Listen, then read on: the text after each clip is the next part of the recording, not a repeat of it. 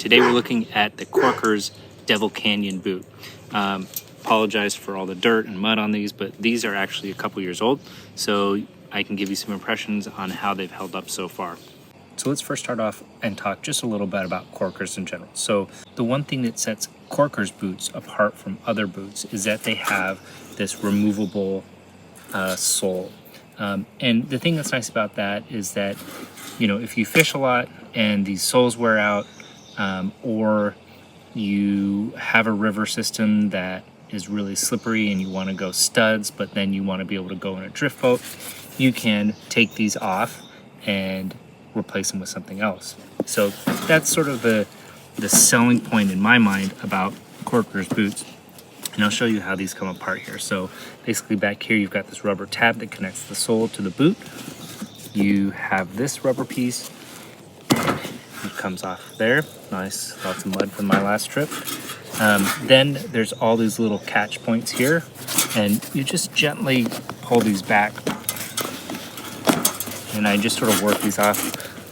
Some people might get a little bit more rough and just really rip. I always feel a little bit worried that I'm always a little worried that I might start to break these here if I just start working on them. So now we've got this separate sole, and they generally come with two. They come with a felt and a Vibram sole. I never wade in the Vibram because for me it's way too slippery and I end up falling too much. So I use the Vibram for either if I'm going to be in a drift boat all day or if I'm going to hike in and then want to swap out. So these soles are probably about 2 years old. I do find that if you leave these out in the weather a lot, like outside in the sun, these rubber pieces can start to get brittle and can break. You can kind of see some wear and tear that's happening here. I don't know if I can get them on the camera. But again, this is 2 years old. Now, I'm not like a 150-day person on the water. I probably go fishing a couple times a month throughout the year, sometimes less, sometimes more. The Devil's Canyon boot has Korkers.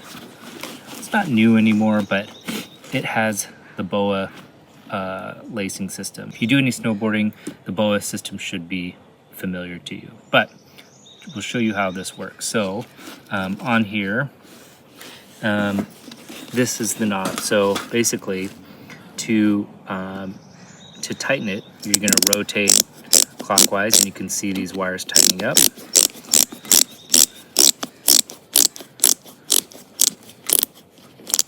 There. And then that tightens up. And then to release, you pull on this, it pops out, and then you just pull and it opens up. Now, a couple things.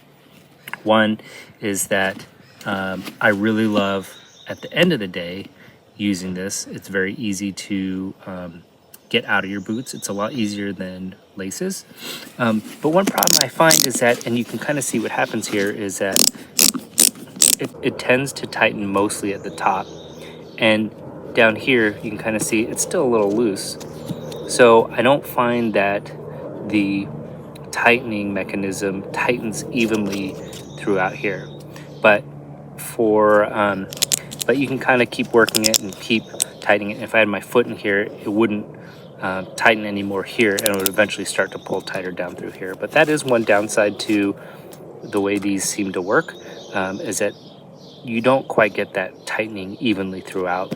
The other downside that I find with these boots is that there is no gravel guard connector. I'm not sure what they were thinking when they left that out, but you can see there's no hooks here, nothing.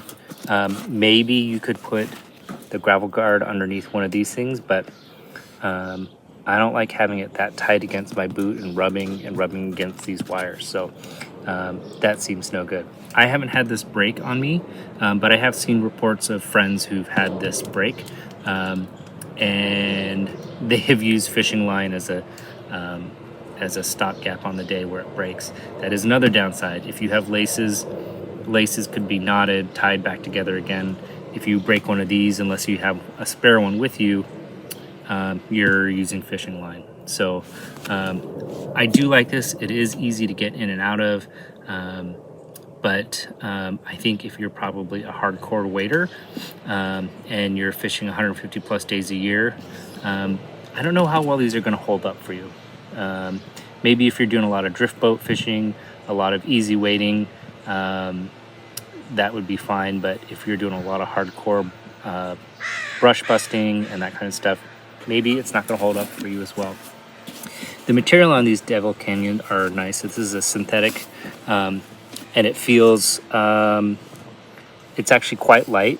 The material isn't too heavy, but the downside to that is that you don't, this material is pretty soft through here. So if you have weak ankles or need extra support, this is pretty soft. This isn't going to give you a ton of extra, and you might want to look at a like the River Ops boot instead. So I have found that in the past, some of the cheaper models of Korkers, this starts to delaminate over time. These Devil Canyons have not done that, which is nice. It seems like they've sort of fixed that. Well, actually, you can kind of see here, little edges starting to come undone. Again, these are a couple years old, so some wear and tear is bound to happen. Yeah, so these are the Korkers Devil Canyon.